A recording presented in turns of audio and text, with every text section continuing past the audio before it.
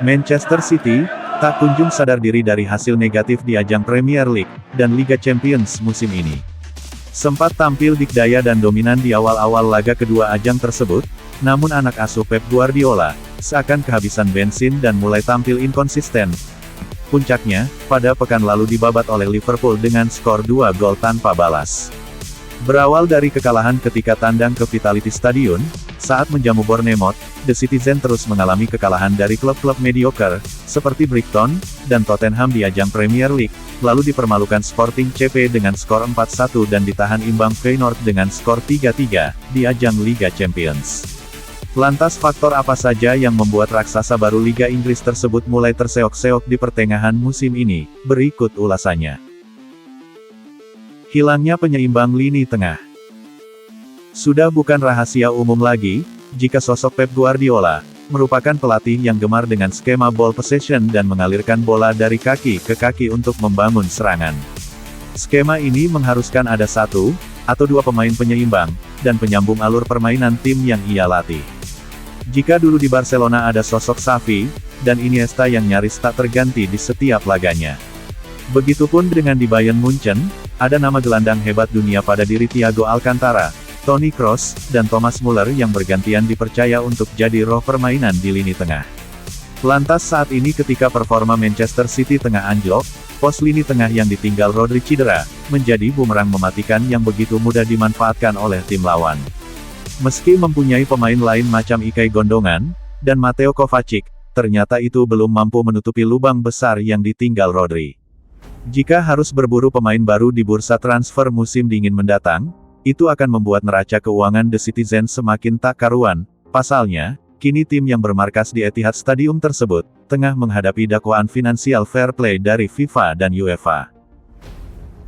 Krisis pemain potensial di lini bertahan. Pekerjaan rumah yang harus diselesaikan oleh Pep Guardiola, tak hanya memperbaiki komposisi permainan di lini tengah saja. Namun lini belakang ternyata cukup rapuh untuk bersaing di ajang Eropa dan domestik.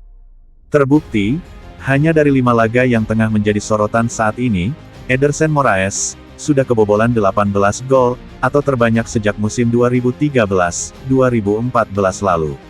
Ini menunjukkan jika lini bertahan The Citizen sedang tak baik-baik saja.